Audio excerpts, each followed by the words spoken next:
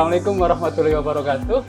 Saya Fadla Sadikusuma, salah satu dosen di program studi psikologi Fakultas Ilmu Sosial Universitas Muhammadiyah Purworejo. Di program studi psikologi, saya diamanai untuk mengajar beberapa mata kuliah. Di antaranya ada kode etik psikologi, psikologi perkembangan, bimbingan dan konseling pendidikan, dan seminar proposal di bidang psikologi pendidikan. Pada kesempatan kali ini, saya akan menyampaikan tentang proses perkuliahan pada mata kuliah bimbingan dan konseling pendidikan. Mata kuliah bimbingan dan konseling pendidikan adalah mata kuliah yang membahas mengenai konsep dasar bimbingan dan konseling pendidikan, landasan bimbingan dan konseling pendidikan, tahapan konseling, dan memahami tugas serta kewajiban seorang konselor secara profesional untuk mentaati kode etik psikologi. Capaian pembelajaran mata kuliah bimbingan dan konseling yang pertama, mahasiswa mampu memahami prinsip-prinsip, teori, dan teknik dalam bimbingan konseling pendidikan. Yang kedua, mahasiswa mampu menjelaskan manajemen bimbingan dan konseling pendidikan. Yang ketiga, mahasiswa mampu merancang program bimbingan dan konseling di sekolah atau di dalam lingkup pendidikan. Dan yang keempat, mahasiswa mampu memahami, menjelaskan, dan membuat perencanaan program bimbingan dan konseling pendidikan. Pada kesempatan kali ini, saya akan menyampaikan salah satu materi di mata kuliah bimbingan dan konseling pendidikan, yaitu dengan judul materinya adalah proses konseling, di mana materi ini disampaikan pada pertemuan yang keempat setelah para mahasiswa memahami mengenai etika dalam melakukan bimbingan dan konseling yang telah dibahas pada pertemuan sebelumnya. Capaian pembelajaran pada materi proses konseling ini atau sub CPMK-nya adalah yang pertama, mahasiswa mampu mengidentifikasi jenis-jenis layanan bimbingan dan konseling. Yang kedua, mahasiswa mampu memahami pendekatan dan pelaksanaan konseling. Yang ketiga, mahasiswa sebagai konselor mampu mengimplementasikan kepribadian konselor pendidikan. Tahapan kegiatan terbagi menjadi 3. Yang pertama adalah kegiatan pembuka, kegiatan inti, dan juga kegiatan penutup. Untuk kegiatan pembuka terdiri dari aktivitas untuk membuka pembelajaran, menyampaikan outline, menyampaikan capaian pembelajaran, dan persepsi. Kegiatan ini bertujuan untuk mengingat kembali apa yang telah dipelajari pada pertemuan sebelumnya dan kaitannya dengan apa yang akan dipelajari pada pertemuan hari ini. Kegiatan inti terdiri dari penyampaian materi mengenai proses konseling di lingkup pendidikan, kegiatan diskusi dalam kelompok, dan melakukan presentasi. Kegiatan penutup yaitu memberikan kesempatan kepada mahasiswa untuk bertanya apabila masih belum jelas dengan materi yang disampaikan. Kita akan berdiskusi, kemudian kegiatan untuk memberikan motivasi kepada para mahasiswa untuk belajar lagi, dan juga pemberian tugas. Untuk proses pembelajaran selengkapnya, mari kita saksikan cuplikan pembelajaran berikut. Baik, Assalamualaikum warahmatullahi wabarakatuh. Bagaimana kabarnya teman-teman? Ya, teman-teman, pada kesempatan hari ini kita akan melanjutkan perkuliahan kita di mata kuliah bimbingan dan konseling pendidikan. Ya, kita hari ini masuk ke pertemuan yang keempat. Dan di pertemuan ini kita akan membahas banyak hal yang tentunya akan berguna bagi teman-teman yang memang nantinya atau kedepannya ingin berprofesi sebagai seorang konselor di lingkup pendidikan. Ya, outline pembelajaran kita pada kesempatan kali ini, yang pertama nanti akan saya sampaikan capaian pembelajarannya. Kemudian yang kedua yaitu untuk mengingat kembali nih apa yang kita pelajari di pertemuan minggu kemarin. Ya, semoga teman-teman masih ingat gitu ya. Kemudian yang ketiga kita akan masuk ke materi inti atau materi proses konseling. Dan yang keempat, nanti akan ada pembagian tugas kelompok, serta yang terakhir adalah penutup. Nah, capaian pembelajaran untuk mata kuliah bimbingan konseling, materi proses konseling,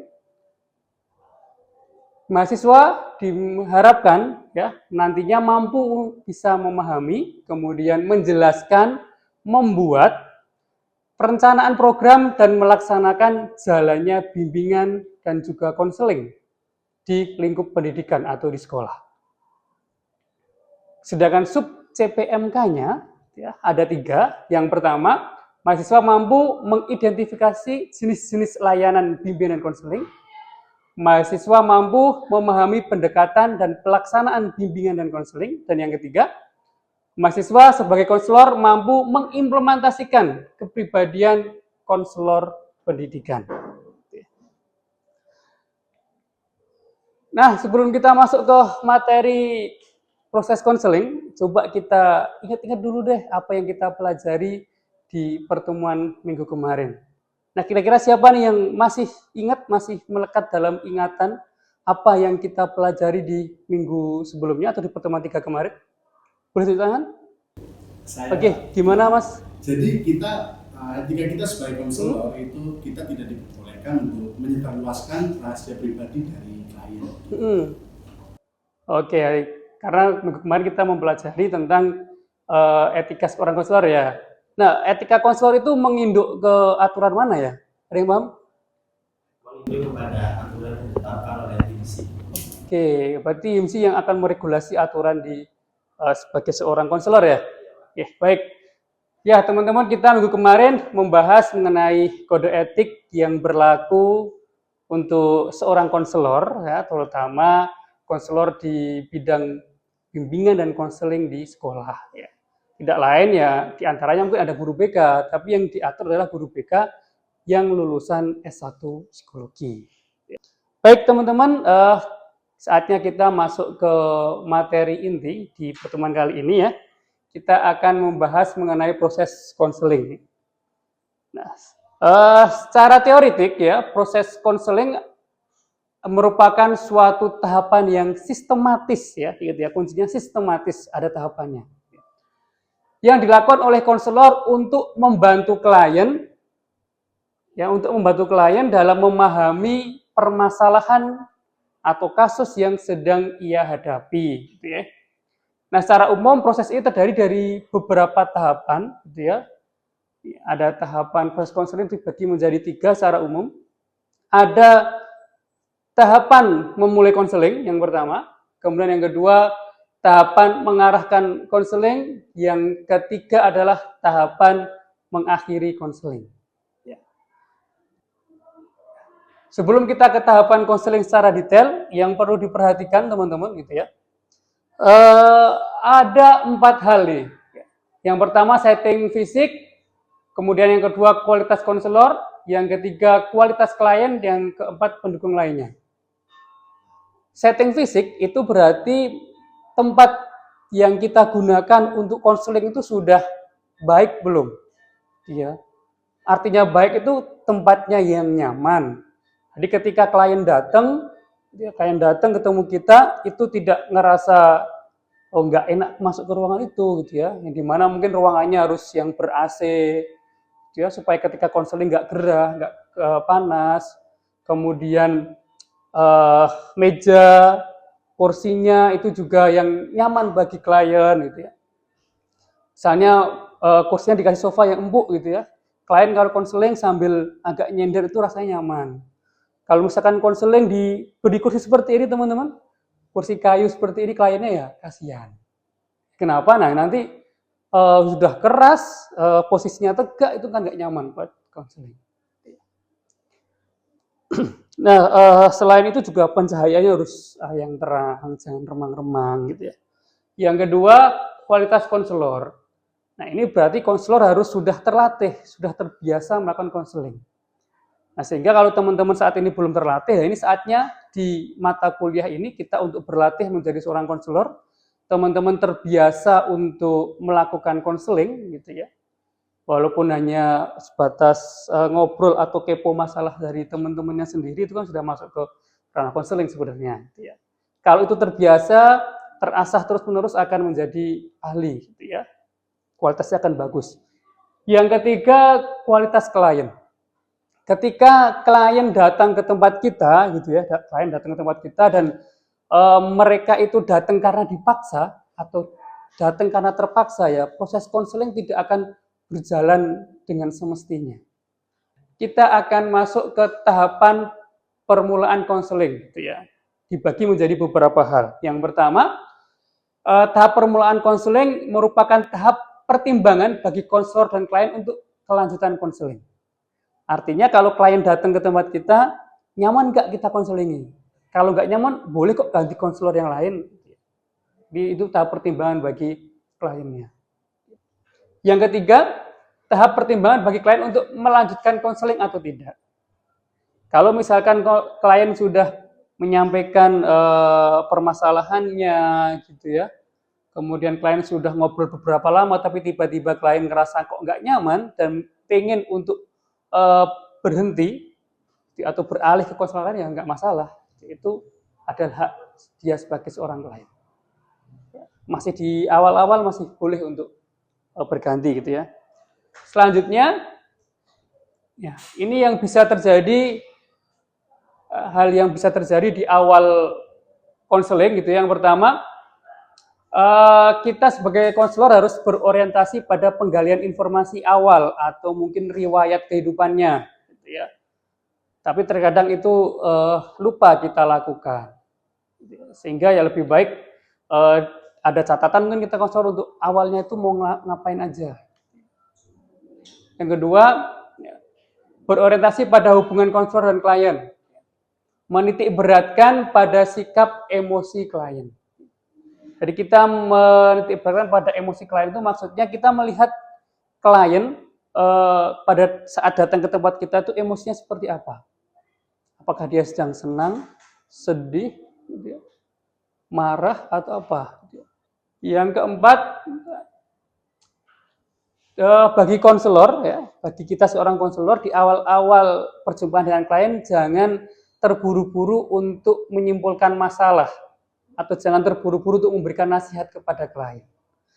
Kenapa? Karena itu ketika kita memberikan nasihat di awal, padahal kita belum tahu masalahnya secara detail, gitu ya, itu ya klien akan tidak percaya dengan kita. Mungkin mereka beranggapan, loh, wong saya aja belum ngomong, belum cerita, kok udah tahu solusinya. Berarti Anda bukan konselor ya, Anda dukun ya misalnya. Itu ya. Jadi jangan terburu-buru untuk menyimpulkan masalahnya. Yang kelima, proses untuk mengeksplorasi dan mengidentifikasi tujuan. Identifikasi arah yang spesifik dan tujuan yang ingin dicapai oleh klien. Jadi di situ kita sebagai seorang konselor menanyakan kepada klien untuk apa sih tujuan kamu datang ke tempat kita, gitu ya. Nah, ini untuk kita belajar memahami emosi klien, ya. Dari gambar di depan ini kira-kira menurut teman-teman emosi yang dirasakan oleh klien seperti apa ya? Sedih. Dari mana kalian bisa lihat ini sedang sedih, sedang cemas, gitu? Oke, ekspresi gesturnya ya. Benar ya, 3 orang ini yang sedang dipegang tangannya, yang laki-laki sedang dipegang pundak atau yang sedang memegang tisu, mereka kelihatannya memang sedang bersedih, gitu ya, karena menunduk, ya, terus ekspresi yang sebelahnya telah menguatkan. Sama ya, oke. Yang kedua nih teman-teman, kira-kira ekspresi mereka bagaimana? Senang ya, bahagia ya, karena ketika proses konseling mereka bisa sambil tersenyum, ya, tersenyum, tertawa, kelihatan dari gambarnya. Nah, ini berarti mengindikasikan bahwa sedang ada proses diskusi yang menyenangkan. Kalau prosesnya seperti ini, ya teman-teman nggak boleh melihatkan wajah yang murung, wajah yang sedih ya, tapi juga ikut tersenyum. Kalau ini teman-teman, ekspresi apa nih kira-kira? Antusias. Kenapa? Karena pada tunjuk tangan gitu ya? Ya. Nah, permulaan konseling yang perlu diperhatikan teman-teman ya terbagi menjadi beberapa gitu ya. Yang pertama harus adanya attending yang baik. Attending itu cara kita menerima atau cara kita untuk menyambut klien ketika datang kepada kita. Nanti ada contoh gambarnya. Nah, salah satu attending yang baik itu kontak mata, sebisa mungkin kontak matanya kita ke mata dia, ke mata klien, gitu ya. Jangan melihat yang lainnya. Ya. Yang kedua, kontak tubuh. Ya. Kontak tubuhnya ya cukup mungkin bersalaman saja. Kemudian yang ketiga, bahasa lisan. Bahasa lisan ini berarti kita menyapa. Ya, seperti mungkin bagaimana kabarnya, datang ke sini naik apa atau sudah menunggu berapa lama. Nah, attending yang baik ini teman-teman dengan kita melakukan kontak mata, kontak tubuh, bahasa lisan gitu ya, itu akan meningkatkan harga diri klien karena ngerasa kita anggap, rasa kita hormati gitu ya. Yang kedua, menciptakan suasana yang aman. Jadi klien datang percaya sama kita nih karena kita menyambutnya dengan hangat. Nah, ini contoh attending yang baik ketika berjumpa dengan klien, tapi kliennya lawan jenis, duduknya ya nggak menempel ya, ada jarak, itu ada jarak. Ada jarak. Kalau karena ini ada etikanya di negara kita gitu. Kalau di negara barat mungkin klien dan konselor duduk berdampingan, nempel itu pun nggak masalah gitu ya. Kalau di tempat kita jangan gitu ya. Selanjutnya, nih kalau attending yang kurang baik gitu ya, kliennya yang pakai baju putih ya teman-teman. Ketika klien antusias untuk menceritakan suatu hal, kita sebagai konselor yang baju merah, tapi malah duduk bersandar, tidak fokus pandangan kita kepada klien, itu juga jangan dilakukan. Karena itu akan membuat klien ngerasa tidak dihargai, klien ngerasa disepelekan gitu ya. Jadi dia tidak akan bisa memberikan ceritanya, memberikan informasi tentang masalahnya itu dengan lengkap dan runtuh. Malah kita sendiri nanti juga akan kewalahan. Oke, selanjutnya nih. Tadi itu attending yang baik itu adalah masih di tahap permulaan konseling. Kemudian kita masuk ke tahap mengarahkan konseling. Tahap pertengahan. Jadi kita informasi sudah didapatkan, gitu ya, sudah mendapatkan banyak data dari klien di awal tadi, kita masuk ke tahap mengarahkan konseling. Nah, tahap ini kita sebagai seorang konselor, seyogyanya hanya sebagai seorang fasilitator. Artinya kita bertanya kepada klien, dia menceritakan masalahnya, kemudian kita kembali tanya lagi, kalau menurut kamu dengan masalahmu seperti itu gitu ya, nanti jalan solusinya seperti apa? Kalau mereka masih punya ide ya untuk memberikan solusi dengan permasalahannya, ya tinggal kita menguatkan saja dari apa yang ingin dia lakukan. Tapi kalau memang benar-benar si klien ini tidak punya pandangan apapun, tidak punya rencana apapun ya, kita mau tidak mau memberikan alternatif solusi dengan beberapa pilihan.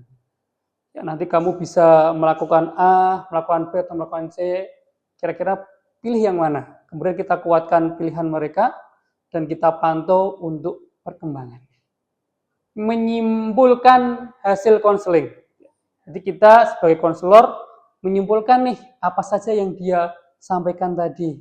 Permasalahannya apa saja, sebabnya seperti apa, akibatnya seperti apa. Kita sampaikan. Kemudian yang kedua, membuat janji untuk bertemu kembali kalau memang proses konselingnya harus ditambah durasinya ya. Karena efektifnya kan konseling itu kan hanya ada batasan waktunya gitu ya. Kemudian yang ketiga, menghentikan sesi konseling dengan berbagai alasan. Misalkan gitu ya, konselingnya sebenarnya harus ada tindak lanjut di konseling kedua dan ketiga. Tapi karena kita merasa nggak nyaman dengan kliennya, atau kita ngerasa nggak mampu untuk menangani klien, ya kita mengatakan untuk sudahlah konselnya kita akhiri saja, kita limpahkan ke konselor yang lain misalnya kalau bersedia. Tapi kalau tetap dengan saya, karena saya mungkin tidak mampu dengan kasusnya Anda, ya, saya mohon pamit dan akan saya rujuk ke konselor yang lain. Ya, untuk mengakhiri konseling gitu ya. Oke, sampai di sini teman-teman materi proses konseling kita pada pertemuan hari ini. Mungkin ada yang bisa membantu saya untuk menyimpulkan deh apa yang kita pelajari pada hari ini. Oke, Mbak. Oke.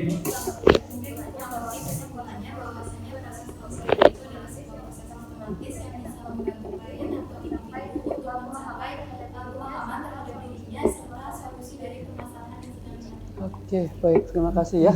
Satu proses yang tersistematis gitu ya untuk membantu klien menyelesaikan permasalahan yang dihadapi. Baik, itu ya teman-teman kesimpulan pertemuan kita pada hari ini. Sebelum kita beralih ke pembagian tugas untuk pertemuan minggu depan, ada yang bertanya tentang materi ini? Oke, Mbak.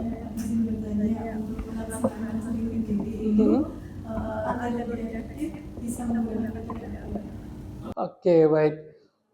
Pelaksanaan konseling supaya lebih efektif itu kan ada beberapa metode. Di antaranya ada metode tatap muka, kita seperti saat ini tatap muka langsung, bisa daring menggunakan video atau panggilan video seperti Zoom, atau daring dengan telepon. Ya, tapi supaya lebih efektif ya kita tatap muka langsung. Kenapa? Karena ketika kita konseling tatap muka, misalnya kita bisa memperhatikan dari ekspresi emosinya gitu. Kalau sedang sedih kita bisa ikut merasakan kesedihannya. Kalau sedang marah kita bisa memahami kemarahannya gitu. Apalagi kalau misalkan kita sama jenis gitu ya, sesama perempuan misalnya. Mbak jadi konselor, konselinya atau kliennya perempuan, dia sedang sedih kan bisa dipegang pundaknya, bisa dipeluk, kan itu bisa meredakan emosinya. Meredakan emosi negatif. Jadi jawaban saya adalah lebih efektif untuk bertemu secara langsung. Oke, baik. Ada pertanyaan selanjutnya di materi ini? Boleh? Kalau di sekolah, misalnya kita sebagai guru BK, akan lebih nyaman kalau melakukan konseling itu di mana, Pak? Oh, tempatnya ya, oke. Kalau kita misalkan sebagai seorang guru BK, konselor di sekolah, untuk tempat konseling lebih baik nyari tempat yang nyaman, Mas, yang tenang. Biasanya kan di sekolah guru BK punya ruangan sendiri tuh. Ya kalau misalkan memungkinkan konseling di situ, tempatnya sepi, ya silakan di situ. Ya, jangan sekali-kali konseling kok di mana ya, di depan aula misalnya dilihat oleh banyak siswa yang lain. Kasihan nanti siswanya ketika lagi konseling ngerasanya kok dilihatin banyak orang, jadi nggak lepas gitu ya. Itu ya teman-teman. Ada pertanyaan lain? Kira-kira berapa lama waktu idealnya untuk melakukan konseling? Oke, baik.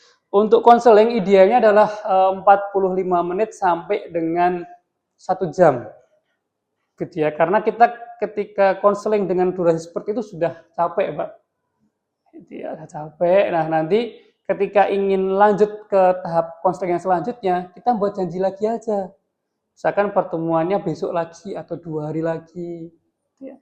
Supaya kitanya nggak terlalu capek menghadapi berjam-jam, tapi dia juga bisa selesai masalahnya. Itu ya, Mbak ya. Oke, baik. Oke, teman-teman, kita lanjutkan untuk pembagian tugas ya minggu depan ya. Silahkan teman-teman nanti membuat kelompok untuk pengerjaan tugas ini. Satu kelompoknya adalah 2 mahasiswa atau mahasiswi. Kalau lebih dari 2 tidak boleh, maksimal 2. Ya, kemudian teman-teman nanti akan diminta melakukan observasi ataupun wawancara ke sekolah sejenjang SMA. Ya, mungkin ada SMA, MA, atau SMK itu boleh. Ya, kalau syukur-syukur silakan datang ke SMA kalian kemarin gitu ya. Sebelum kalian masuk ke sini, sekolahnya di mana ya? Datang ke sekolah kalian aja. Nah, apa yang diwawancarai, apa yang diobservasi gitu ya?